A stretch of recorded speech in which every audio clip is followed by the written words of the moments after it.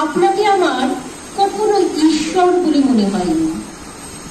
আমি যখন ক্লাস 8-এর ছাত্র, ক্যান্সারে বাবা মারা গেছেন।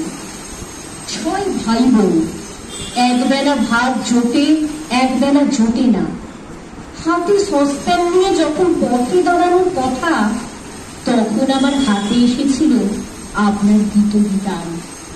আপনাকে আমার ঈশ্বর বলে মনে হয়নি সেদিন, মনে হয়েছিল মানুষ।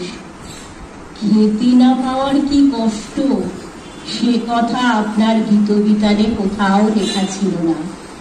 ক্যান্সারের কি কষ্ট, সে কথাও লেখা ছিল না গীতবিতানে। 6 ভাই বোনের একজনকে ভিখিরি হতে হবে, একজনকে স্কুলে যেতে হবে। এরকম অবস্থা যখন, তখন গীতবিতান কি দিতে পারে, কি দিতে পারে আপনার লেখা?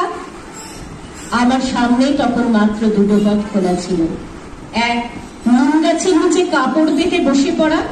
2, বন্দুকের নলি সত্যের উৎস, চীনের চেয়ারম্যান আমাদের চেয়ারম্যান। দুদিকের 2 দেয়ালে লেখা 2টো স্লোগানের মাঝামাঝি দাঁড়িয়ে পড়া।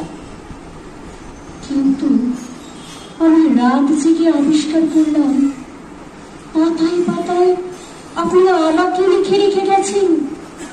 পাতায় পাতায় সে কি হাহাকার, পাতায় পাতায় কি কষ্ট, পাতায় পাতায় কি ছটফটানি।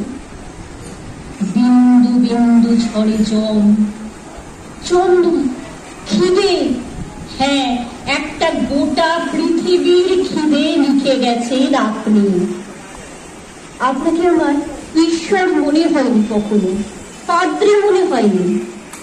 আপনাকে মনে হয়েছিল খেতে না পাওয়া, বাবা মরে যাওয়া অভুক্ত একটা ছেলে, যে কিনা কৃষ্ণনগরের স্কুলে এক বেঞ্চে আমার পাশে বসতো।